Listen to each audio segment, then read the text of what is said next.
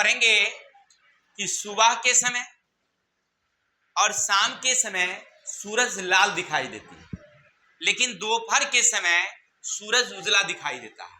नहीं, आखिर क्या कारण है? सुबह और शाम के समय सूरज हमें रक्ताभ दिखाई देता है, दोपहर में उजली क्यों दिखाई देती है? चलिए इसी का आज हम लोग चर्चा कर लेते हैं। देखिए, ये हमारी क्या है? पृथ्वी। ये क्या हमारी? पृथ्वी। और पृथ्वी के चारों ओर क्या है? ये हमारी वायुमंडल है। ये क्या हमारा? वायुमंडल। ये सुबह के समय सूरज है या सुबह के समय सूरज है। चलिए, ये हमारा सूरज है और ये हमारी शाम के समय सूरज है। क्लियर? ये हमारा क्या है? सुबह के समय और ये हमारा क्या है? शाम के समय। कोई दिक्कत यहां तक?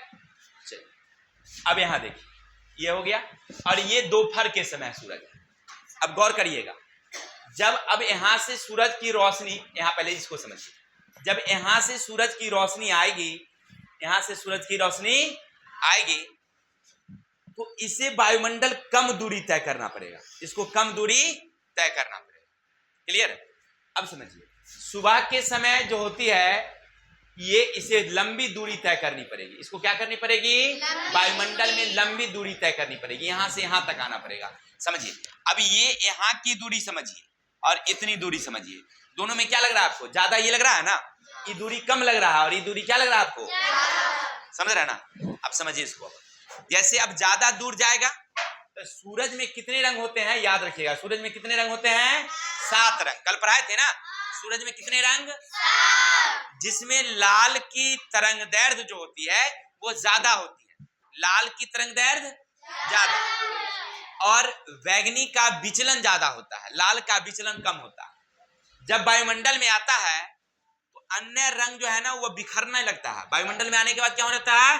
बिखरने लगता है, छितराने लगता है। लेकिन लाल जल्दी छितराता नहीं है, इसीलिए वो आगे आगे जल्दी जल्दी बढ़ता है।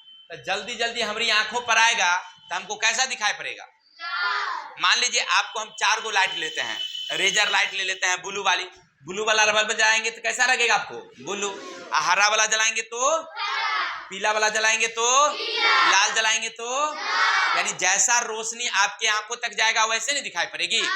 तो सूरज में कितने रंग हैं?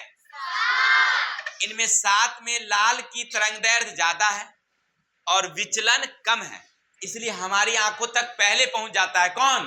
लाल वाला। हमारी आंखों तक कौन आ जाता है? और इसका परिकिरणन नहीं होता, छितराता उतराता नहीं है। लेकिन अन्य रंग रास्ते में जो है तरका छितरा उतरा जाता है। तो सबसे ज्यादा रंग कौन आता है हमारी आंखों तक? लाल आता है हमारी आंखों तक, तो इसीलिए लाल दिखाई पड़ता है। लेकिन दोपहर में ना ये कम दूरी हो जाता है। दोपहर में क्या हो जाता है? कम दूरी को तय करने में, कम दूरी को तय करने में लाल का परिकिरणन नहीं होता है और अन्य रंग का भी परिकिरणन नहीं होता, अन्य रंग छितराता नहीं है, इसीलिए सब साथे आता है। तो सब साथे आएगा तो कैसा दिखाई पड़ेगा? ठीक है, सब साथे आएगा तो कैसा दिखाई पड़ेगा?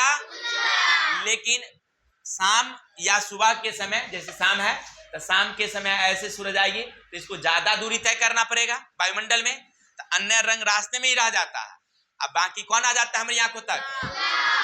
चलिए, बहुत अच्छा। तो इसीलिए हमें लाल दिखाई। इसका मेन कारण है वायुमंडल के कण। इसके मेन कारण क्या है?